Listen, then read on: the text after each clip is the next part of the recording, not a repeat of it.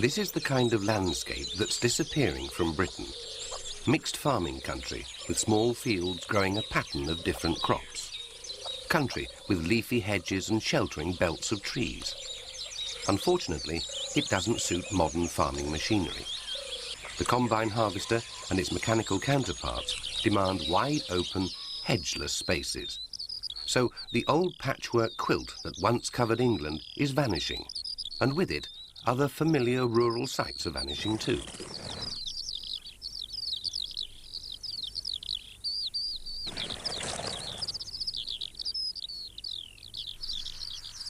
The partridge, especially the native grey or English partridge, seems to be a member of a dying race. Only in a very few parts of Britain, such as East Anglia, do large coveys still skim over the hedges at high speed.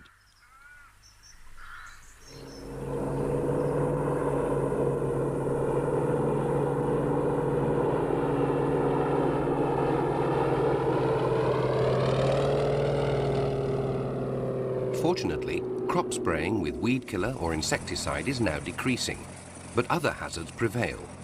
Early cutting of grass for silage, just at the time when partridges are nesting, and the certainty that there'll be a second cut for hay just when they've got their young.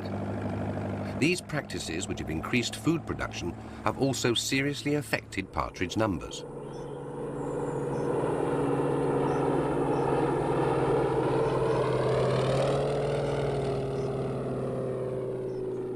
Gone are the days when the partridge called everywhere in the golden corn.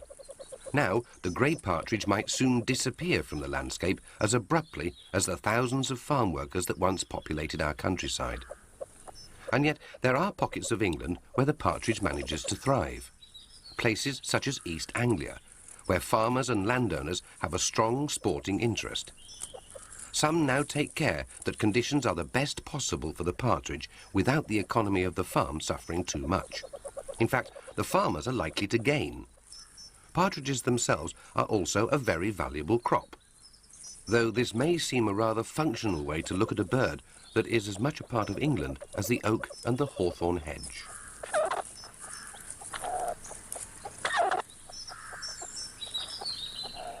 What makes the grey partridge such an attractive bird?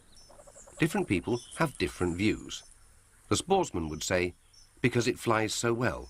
The gourmet, because it tastes so delicious. Perhaps it's because it's so integral to the British countryside, even hard weather doesn't greatly trouble it.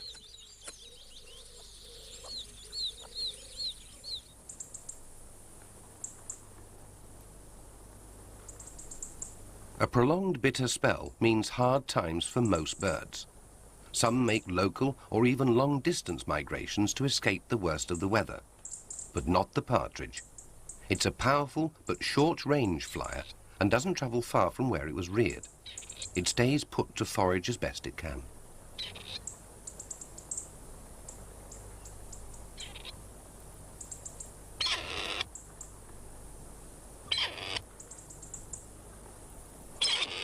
The common or grey partridge has been around in Britain for thousands of years. It's learned to cope with the vagaries of the climate extremely well. Even during prolonged cold spells, it finds food very successfully. But when occasionally the cold lasts for weeks, food becomes hard to find, not only for the partridge, but also for that comparatively recent introduction to Britain, the pheasant. In really hard weather, farmers who have partridges on their land often give them extra feeds of corn. As soon as the snow relents, the partridges are ready to breed, and they're not the only ones.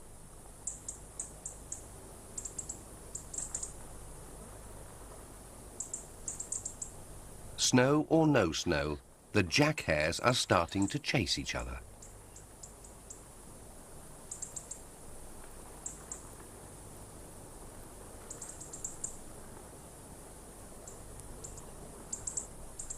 And when the snow goes, partridge courtship starts in earnest.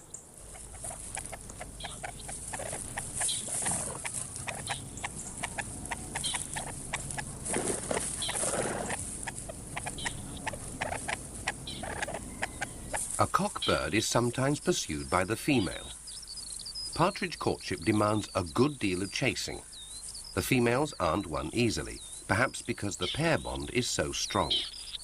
Once united, they stay with the same mate. Sometimes courtship occurs in groups.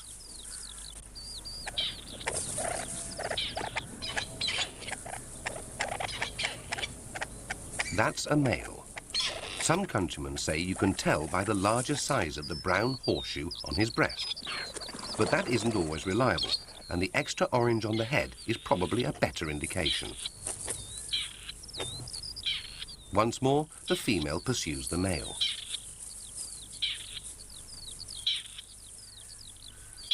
At other times in these group displays, the pair gets separated.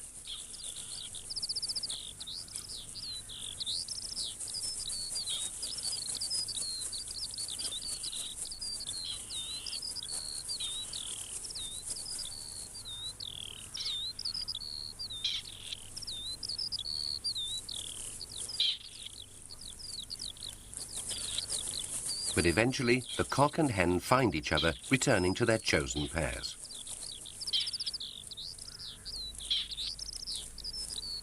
Male partridges seldom dislodge a single feather in mock courtship fights.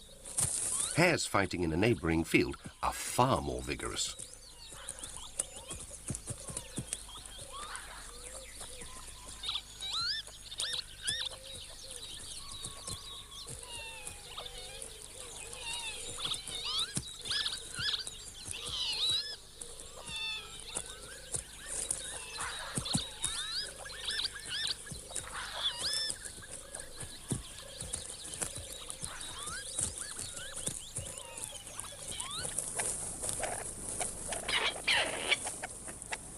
The partridge pairs are now beginning to mate.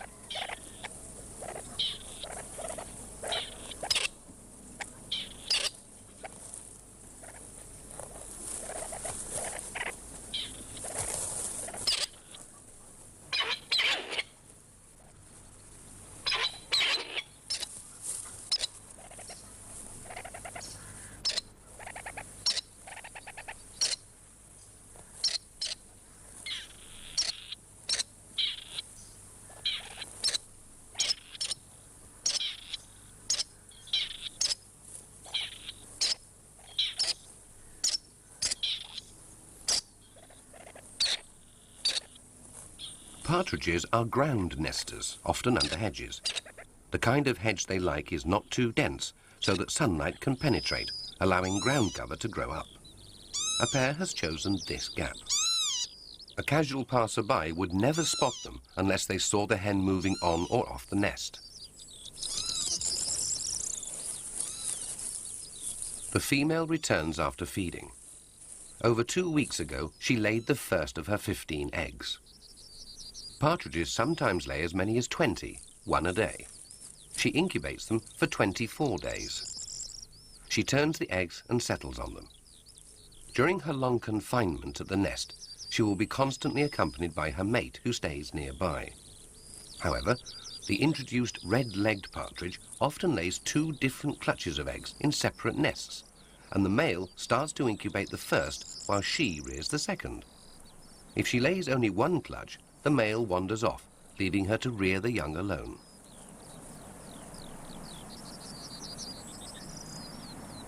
So long as she stays perfectly still on the nest, the grey partridge blends perfectly with the natural light and shade of the hedge bottom. The only thing that moves is a watchful eye or a tongue flickering to help cool her in the heat of early June. A hen pheasant laid her larger eggs in this partridge nest. It happens quite often, but presents problems for the partridge when the first eggs hatch. The cock partridge keeps guard over the hen during one of her feeding breaks. The cock is always said to stand more upright than the hen.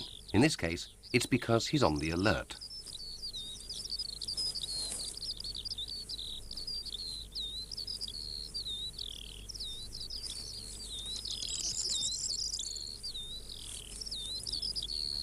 He also watches out while she has a daily dust bath to clean her feathers before returning to the nest.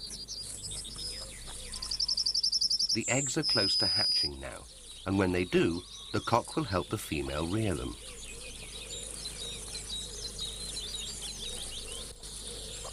The third week in June is when most partridge chicks hatch. 2 or 3 days of rain can sometimes be fatal. Whatever the weather, the cock is on hand to see the young are kept warm. As this female hatches her family, the cockbird crouches beside her to offer the chicks additional protection.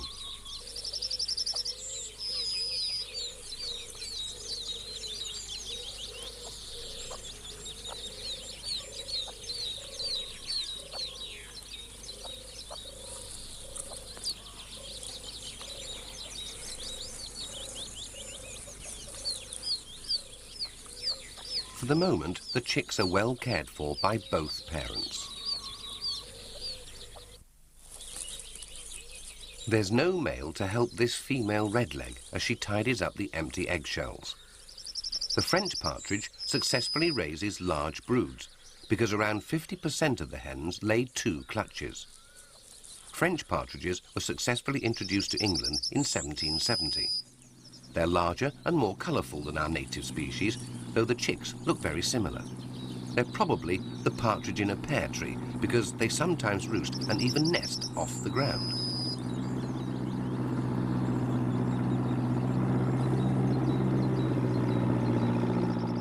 Redlegs sometimes nest on top of straw stacks. This one continued sitting on her eggs even after the bales had been lifted down.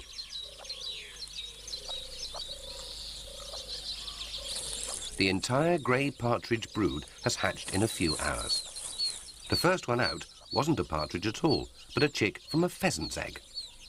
Pheasant's eggs take a day less to hatch. The danger is that the parents will go off with their pheasant foster chicks and desert their own unhatched eggs. Here, one of the partridge young has strayed away, and the cock is anxiously watching over it.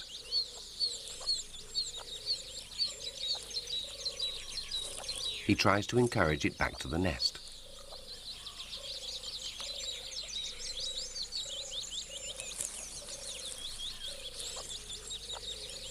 Partridge chicks are very precocious. They're ready to leave the nest almost at once, though the female usually broods them there for about an hour and a half to dry them off and let them gather their strength.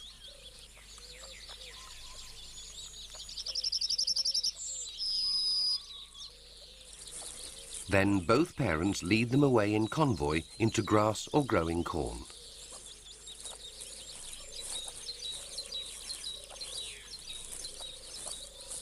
Foxes and ground-nesting game birds don't go well together, especially when a vixen has a large litter of cubs, like this one, living quite near the partridges.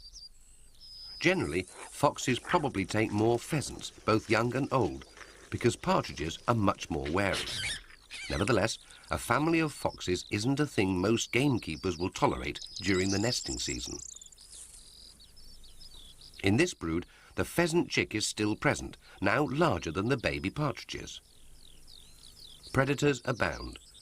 A female stoat with a large family to feed is probably the most deadly of all. She's in the process of moving her nearly full-grown litter.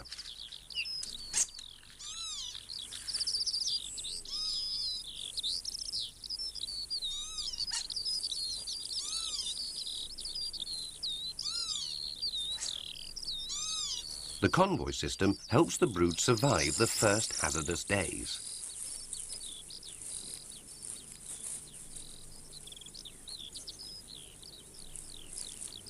The pheasant chick is on the extreme right. In time, it'll realise it doesn't belong and it'll leave the others. When it rains, the adult partridges squat to offer their brood shelter. Long, cold downpours can cause small chicks to die. When the rain eases up, they all move on again to feed.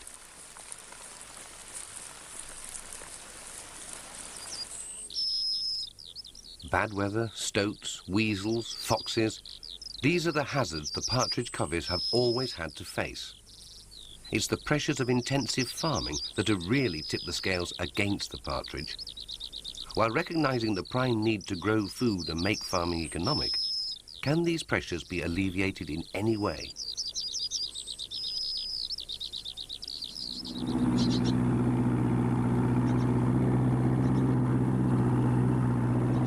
Nests can be marked down and the eggs lifted if farming activities destroy them for one reason or another. The old horse-drawn mechanical implements move slowly enough for birds to be flushed off the nest and eggs saved. This is still done sometimes, but almost exclusively by the landowner with the gamekeeper or the farmer with a shooting interest. It all takes time, and time is money in farming, just as in any other industry.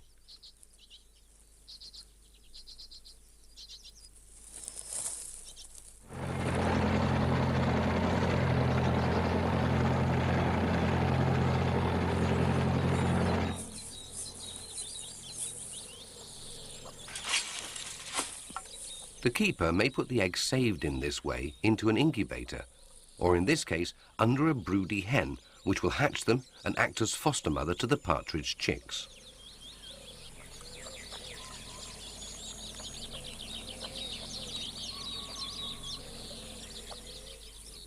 Unfortunately, there's no simple solution in the case of hedgerow destruction and the growing of vast areas of monocultures. Every September after harvest, the countryside used to go up in flames as farmers burned the surplus straw on their stubbles. However, this practice has recently been banned, an improvement for young partridges which depend on the insect life which lives there.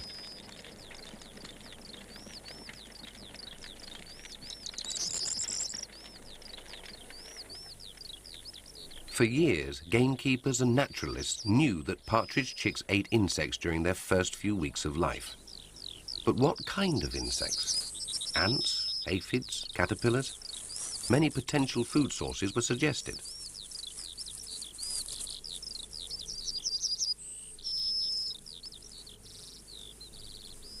Now, thanks largely to the work of scientists from the Game Conservancy Trust, one prime form of insect food has been narrowed down. A green creature that looks remarkably like a caterpillar.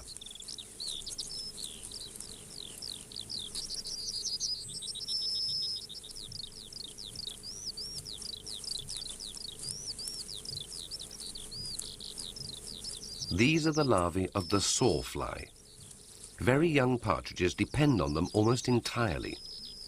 They look like caterpillars, but they've got more false legs and they're related to bees, ants and wasps. This species lays its eggs by sawing or drilling into the stalks of grass.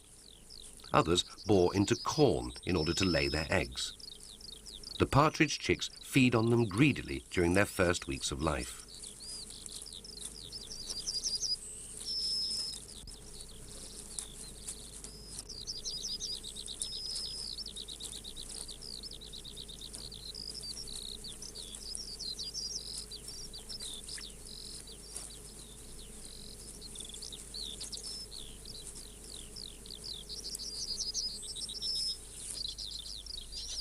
At 8 weeks old, the pair are still shepherding their young. The covey has its own territory and keeps to a daily routine, turning up to dust bathe at the same time and same place each day.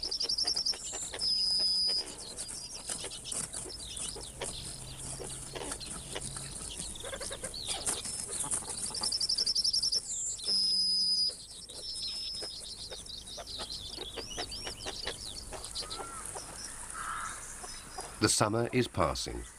At 10 weeks, the young are nearly full grown. The family has been fortunate. It lost no birds to predators or to weather. Only the pheasant chick is now missing, taking its chances alone.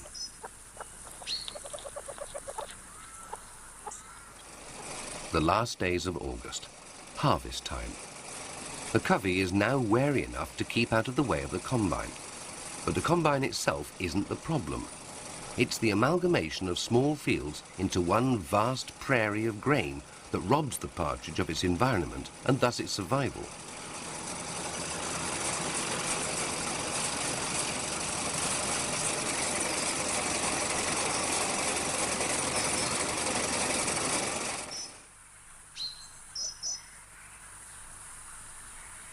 Today, very few fields of wheat are harvested in the old-fashioned way, with the sheaves stacked for drying. This is what it was once like all over Britain. Though mechanical harvesting is here to stay, other things are happening that could help the partridge. such as the creation of set-aside and the leaving of uncultivated areas or headlands in fields to ensure the provision of insects for the young birds. By early September, the birds are strong on the wing. On the 1st of September, partridge shooting officially starts, though these days it's usually confined to districts where the birds are still plentiful.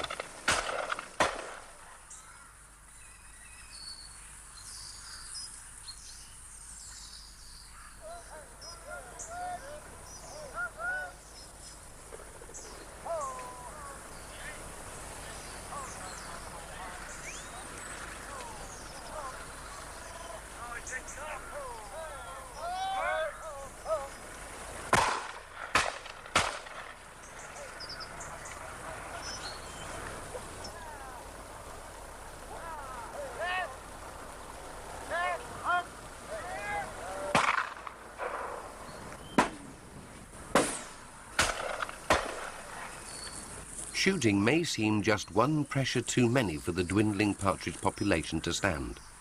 Yet the farmer, by careful husbandry of his birds and landscape, ensures that there are plenty to shoot. So he would argue that he's not only doing a good job of conservation, but harvesting a valuable crop. He's also enjoying a traditional sport with his neighbours and friends.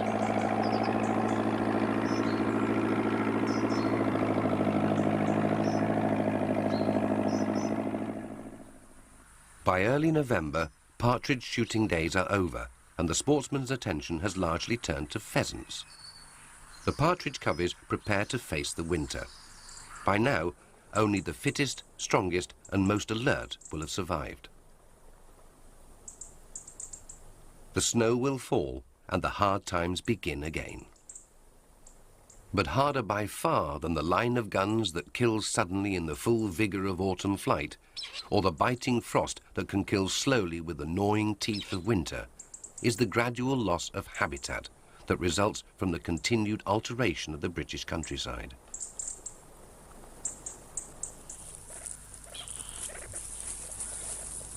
Another spring, with the partridge cocks sparring and the hens boldly chasing or coyly being chased.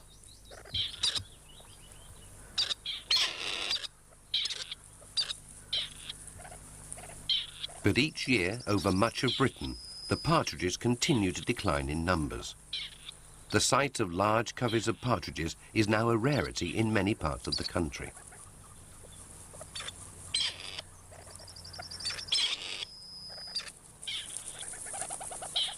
Maybe the decline of the English partridge is inevitable, though better understanding of its needs by scientists and action by farmers may help prevent it.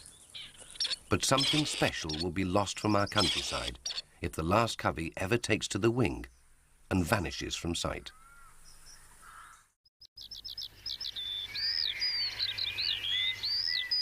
The face of the British countryside has changed dramatically at the hand of man over the last 3,000 years. Once, half of the country was covered in vast forests of oak, birch and pine. One small group of birds evolved as specialist feeders on this wealth of seeds and nuts. Today they continue to thrive in our modern fields, hedgerows and last remnants of woodland. They are the finches, and each is perfectly adapted to deal with a particular type of food. The goldfinch and the siskin have fine, pointed beaks for nipping out thistle seeds. The greenfinch has a thicker beak for dealing with larger seeds like those found in hips and even ripe sunflower heads. The bullfinch specializes in nipping out the developing flower buds of fruit trees, while the strange beak of the crossbill is uniquely adapted to winkle out seeds from deep within fir cones.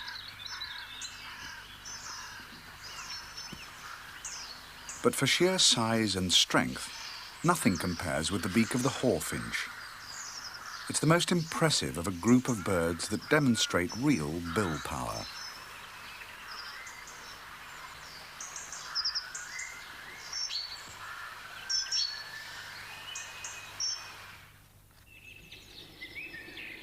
There are just 10 species of finch that regularly occur and breed in the British Isles. In the spring, one of the most brightly coloured creates havoc in our gardens and orchards.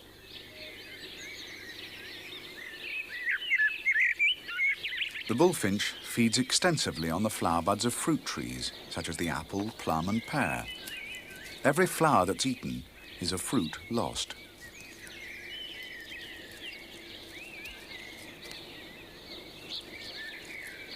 The female bullfinch, although less brightly coloured, is just as destructive as her mate. Between them, they can strip a tree bare at a rate of 1 bud every second.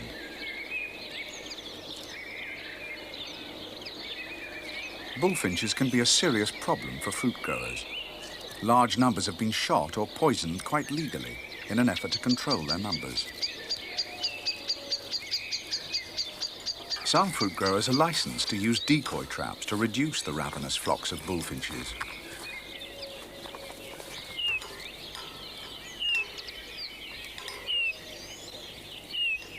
A tame male finch sings inside the cage in order to lure others of its kind inside the trap.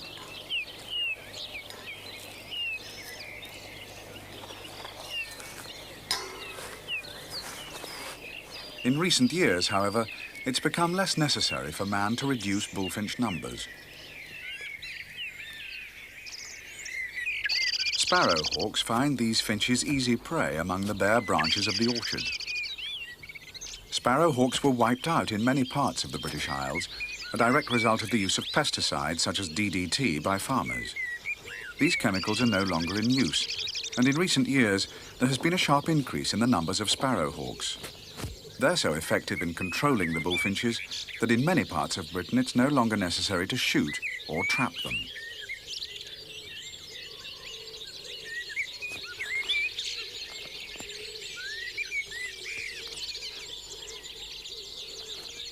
Many finches were trapped for a different reason.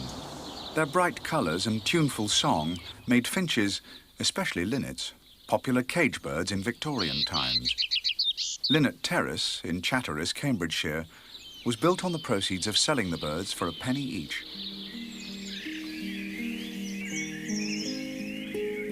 Finches are found in a variety of habitats, from woodland to gardens.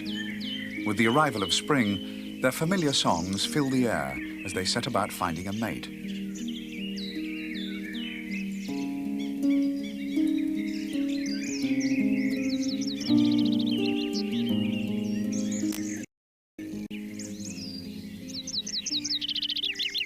A male chaffinch sings from the top of a spruce tree.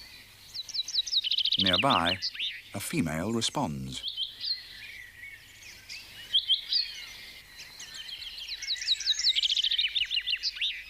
This submissive posture is a prelude to mating.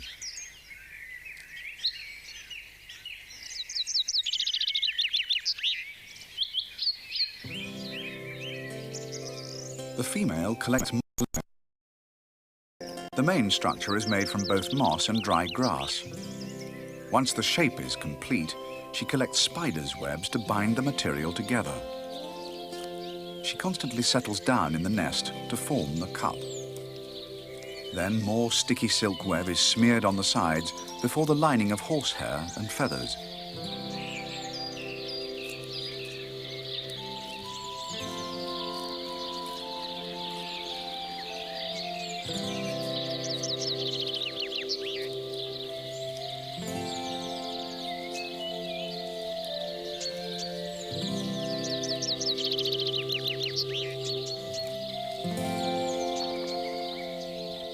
Her eggs will hatch in about 2 weeks' time.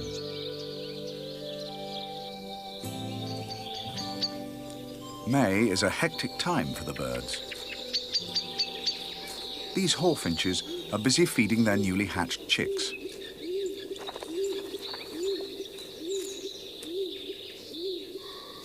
These secretive birds, like chaffinches, feed their young on a diet of insects, even though the adults themselves feed mainly on seeds. This high-protein diet speeds up the growth of the chicks, means more frequent visits to the nests. The female does take time out to brood her offspring.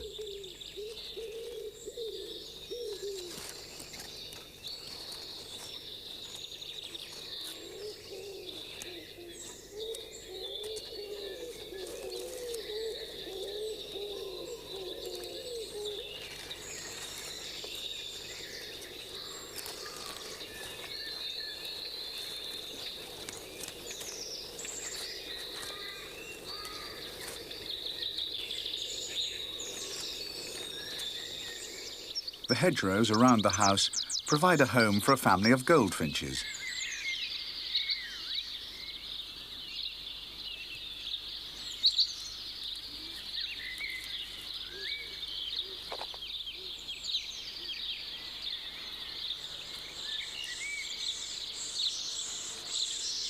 The goldfinch collects seeds in its crop, then regurgitates them for its chicks. As they don't need to visit their nest so often, adult goldfinches can search a wider area for food.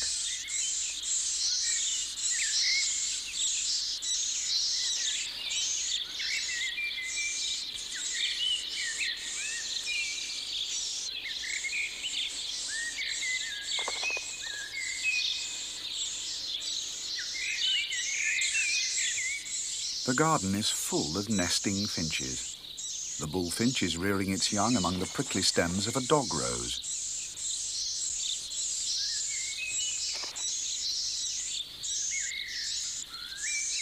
The greenfinch in the evergreen foliage of a Leylandii. It's a particularly messy nest. The adults make little effort to keep it clean.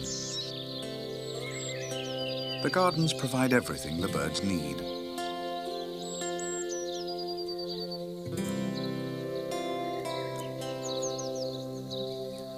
A pond presents them with the ideal bathing place.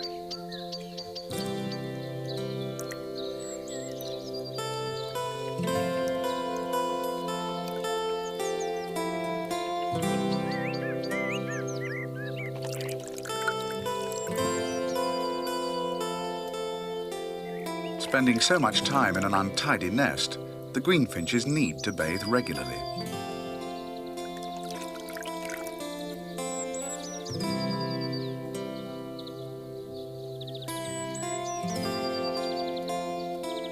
Like many seed-eating birds, finches also need to drink large quantities of water.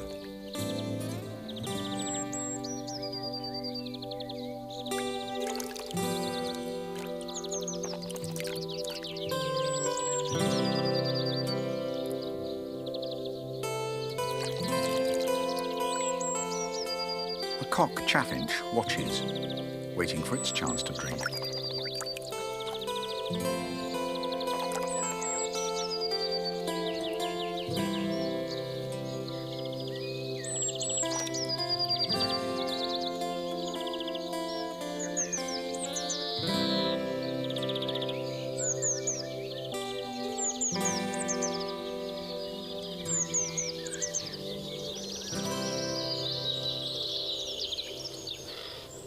In the orchard, the chaffinch eggs have hatched.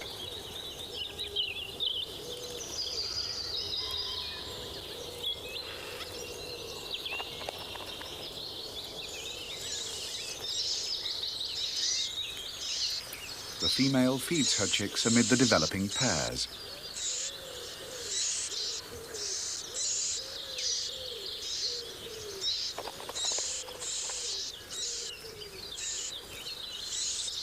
Her mate brings the chicks insects and shares them out equally among the chicks.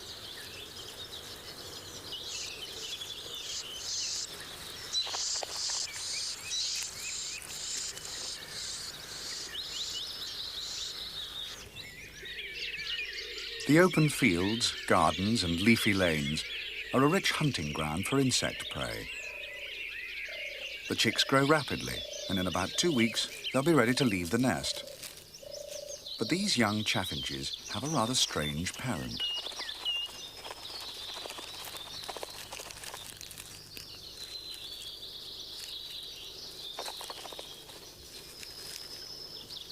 Albinos and partial albinos have been regularly reported among finches, especially chaffinches, as they're the most common species. The chicks themselves are coloured normally, but their father's strange colour mutation could reappear in some future generation.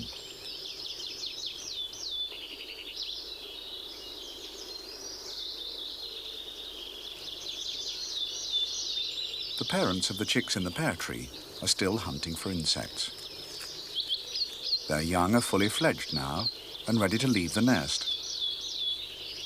The adults will continue to feed them for the next few weeks until they become independent.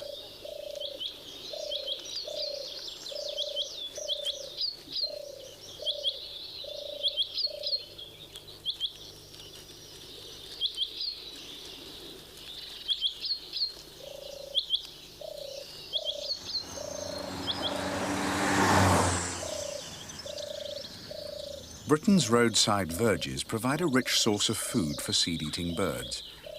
In summer, goldfinches tease out the seeds of the thistle with their pointed beaks. They're adapted precisely for this purpose.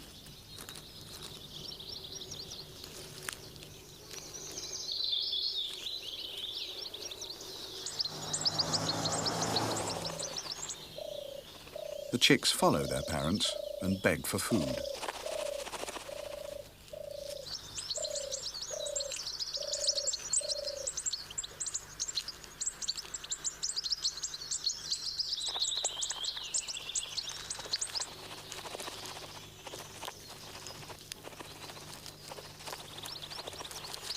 Although the adult finch feeds its chick, it is at the same time showing its offspring just how it should be using that very special beak.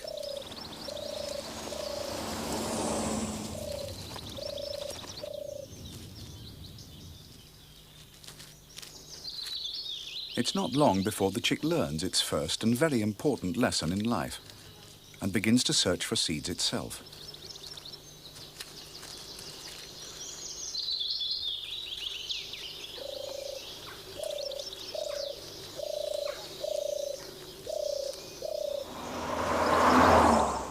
Roadside verges, if left alone, provide a valuable habitat for birds, insects, and small mammals. But all too often they are mown or sprayed with weed killer to keep them looking tidy and prevent them getting too overgrown. As well as the plants, many insects are killed, and the birds lose a valuable food source. Flailing hedgerows in summer can prove even more disastrous to the finches and other birds. Many may have begun their second brood of the season. The nests and their contents are completely destroyed.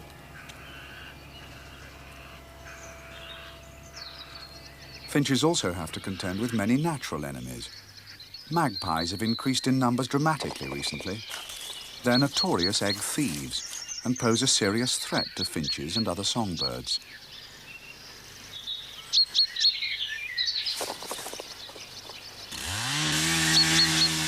The destruction of our hedgerows is a great loss for birds and other animals.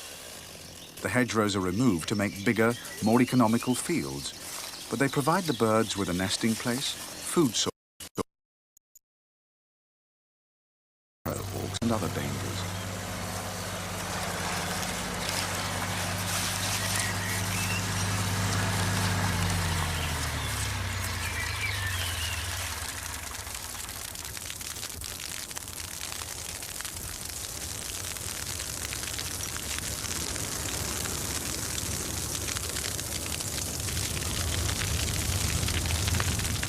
But there are some recent farming practices that actually benefit the birds.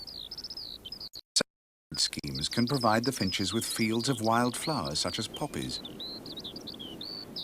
In late summer, such fields will produce large amounts of seed of different plants.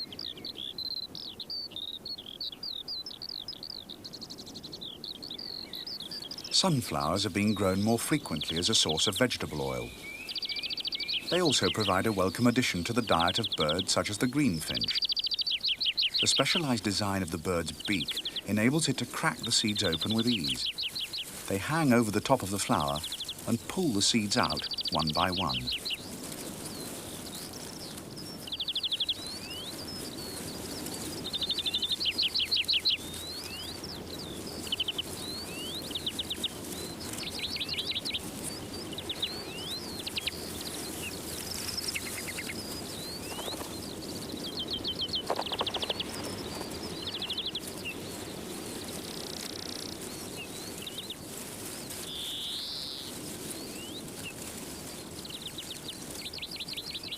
By late summer, most of the birds have finished nesting and are beginning to lay down reserves of fat for the winter.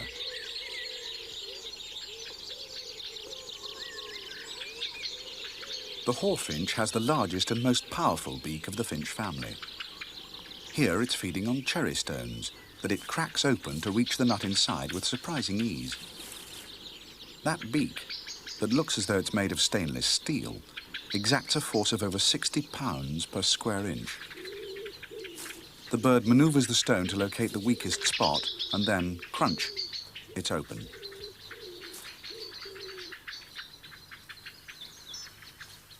Autumn brings a bounty of fruits and berries in the woodland and garden.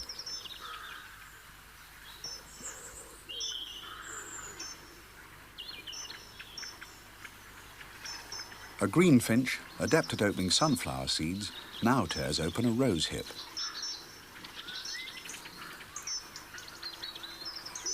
Each seed is carefully manipulated, cracked, and its contents swallowed.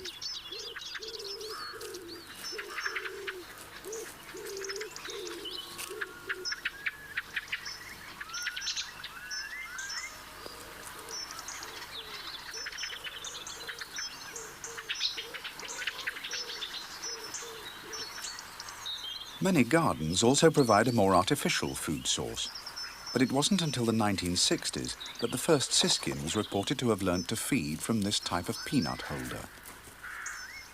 The birds learnt fast. Now this is a common sight.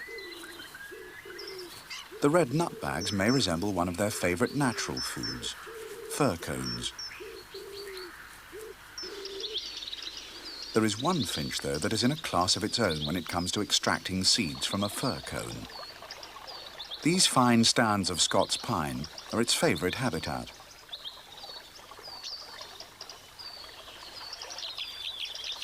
The crossbill is aptly named.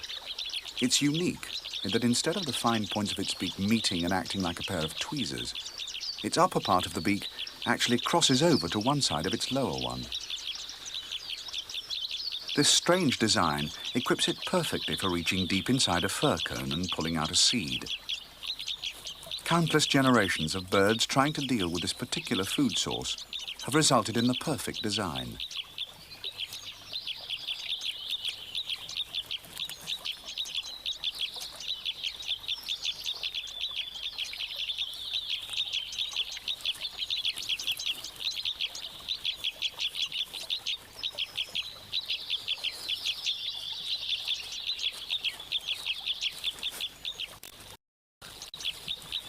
Curiously, the chick hatches with a perfectly normally shaped beak.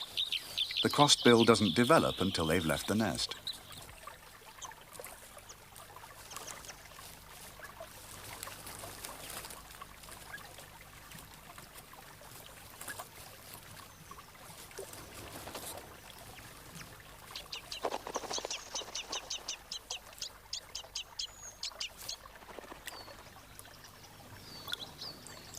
A diet that consists entirely of dry pine kernels requires a lot of water, and the birds regularly visit small pools of water on the forest floor to take a drink.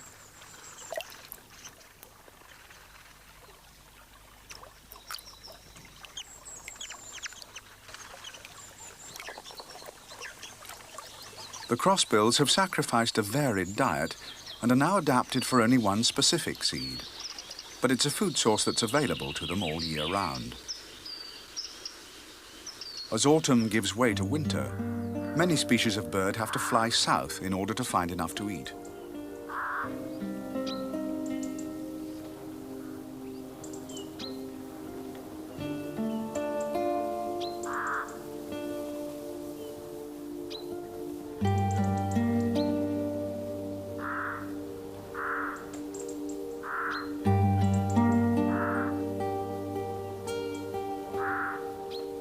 Chaffinches survive by being opportunists, feeding on a whole variety of nuts and seeds.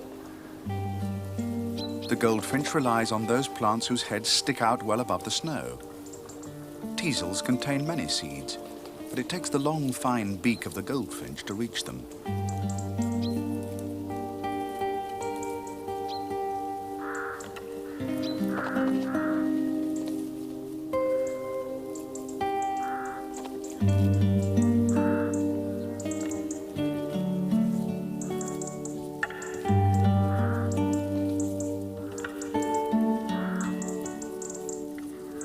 Dock is a favourite food of bullfinches.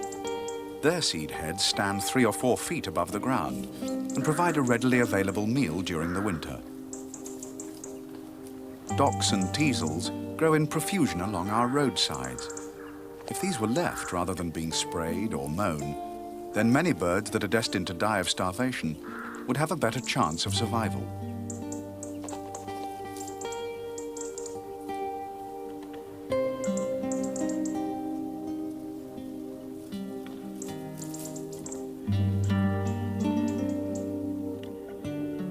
We can all help as individuals. A bird table not only helps the bird through the leanest time of year, but also provides us with an easy way of observing them at close quarters.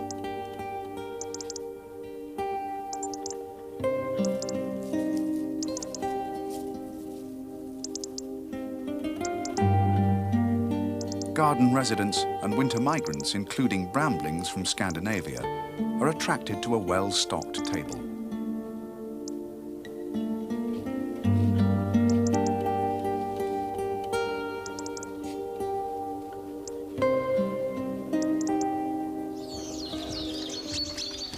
Today, many species of finches are kept quite legally as cage birds by specialist enthusiasts. The birds are bred selectively for bright colours and immaculate plumage, but it's hard to imagine how you could improve on the appearance of the original.